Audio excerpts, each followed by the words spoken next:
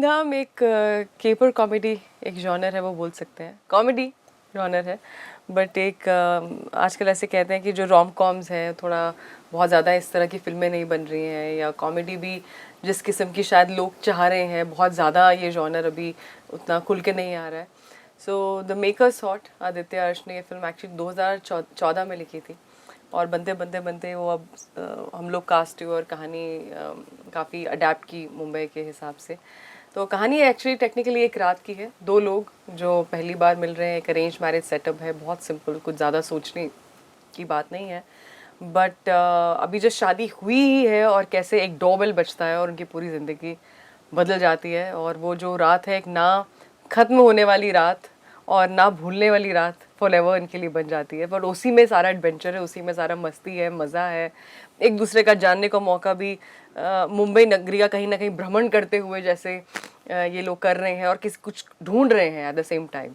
तो ये है धूमधाम। बहुत मज़ेदार कहानी ये है, जैसे यामीन अभी बताया कि एक रात की कहानी है। लोग सोचते हैं कि शादी में धूमधाम हो, धूमधाम से शादी हो, पर शादी के बाद इतनी धूमधाम कोई एक्सपेक्ट नहीं करता, ना ही कोई चाहता है कि ऐसा हो। तो इनके साथ शादी के बाद पहली ही रात इतनी धूमधाम होती है कि किसी ने नहीं सोचा होगा कि ऐसा भी कुछ हो सकता है। तो बेचारे वीर की हालत ऐसी हो जाती है कि उसने एक बहुत ही प्यारी सी ज़िंदगी के बारे में सोचा है, एक बहुत ही सीधी सादी अच्छी भोली लाइफ पार्टनर के बारे में सोचा है, और रात जैसे रंग बदल रही है अपने वैसे फुल ऑन सरप्राइज। सो उसे लाइफ पार्टनर कोयल से भी अलग अलग सरप्राइजेस मिल रहे हैं कि ये सिचुएशन तो चलो है, हो रही है, पर उसके हर एक जैसे सिचुएशन बदल रही है ना, वैसे कोयल का एक नया लेयर बाहर निकल रहा है।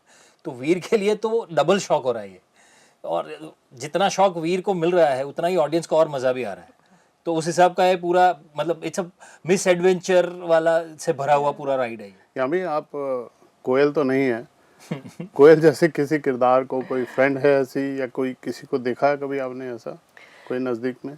कोयल एक मुझे लगता है कहीं ना कहीं कई बार कोई किरदार ऐसे होते हैं जो मिश्रण होते हैं काफ़ी कैरेक्टर्स का। जैसे मुझे किसी ने पूछा कि ये मम्मी सिस्टर क्या, ये कहाँ से ये डायलॉग आया है, तो ये मैंने सजेस्ट किया था क्योंकि मेरी जो सिस्टर है सुरीली, बहुत उनका बिंदास मिजाज और बहुत खुशनुमा और बिल्कुल लाइफ को कहते हैं ना सेलिब्रेट करने वाली उनकी स्पिरिट है, और वो भी गाली गलौज नहीं करती। पर जब कोई बहुत, मैंने सुना था कॉलेज डेज में किसी के बारे में, किसी से लड़ाई हो गई हो जो बहुत एक्सट्रीम इमोशन हो, फॉर ओनली फॉर फ्रेंड्स, तो बोलती थी मम्मी सिस्टर, मतलब कस वर्ड यूज किए बिना पर इमोशन वही। तो मुझे बहुत फैसिनेटिंग लगा था कि, और हंसी आई थी जिस तरीके से उन्होंने बोला था, तो मुझे वो याद रह गया। मैंने कहा हाँ, क्योंकि हम फिल्म में अगर गाली भी कोयल दे रही पर आपको कभी सुनाई नहीं देगी, कब कहीं भी अगर ये फिल्म थिएट्रिकल भी होती कहीं हमें बीप नहीं डालना पड़ता, वो एनीवेज जो भी बोल रही हैं उस पर म्यूजिक है, राइट, और कॉमेडी इनके रिएक्शन में है। तो कहीं कोयल कहीं ना कहीं, चाहे वो मोनोलॉग हो चाहे वो सारे सीन्स हो, कहीं ना कहीं वो मिश्रण है हर एक लड़की का। इसलिए शायद खासकर लड़कियों को वो किरदार काफी बाहर आए, काफी पसंद आ रहा है। I'm sure ये इंटरव्यू के बाद सुरीली भी पूछेगी कि आपने मेरी तारीफ की है या बुराई की, क्योंकि वो मम्मी सिस्टर करती इसीलिए कि संस्कारी बनी रहे, बट आपने उनका मम्मी सिस्टर कर दिया। नहीं ऐसा नहीं है, मेरी मम्मी को भी पता है। वो जिस, मैं वही कह रही हूँ, एक बात करने का तब भी एक अंदाज ऐसा हो कि उसमें हंसी आ जाए, वो हंसी ही छूटेगी आपकी, आप उसको सीरियसली लेंगे ही नहीं। प्रतीक आप बताइए, आप रियल लाइफ में कभी गाली वाली देते हैं, कोई गुस्सा आ जाए या ऐसे? नहीं, अभी तक तो ऐसी ज़रूरत पड़ी नहीं कभी। तो नो मम्मी सिस्टर? हाँ, नहीं, अभी तक तो ऐसा हुआ नहीं। हाँ। और मुझे नहीं लगता कि अब इतने साल नहीं हुआ है तो वो मेरा रिएक्शन बनेगा भी कभी। और फिल्म के दौरान कौन किसको तंग करता था, या दोनों आप लोग शरीफ लोग हो, कुछ प्रैंक होता था कोई कभी सेट पे, कोई ऐसा?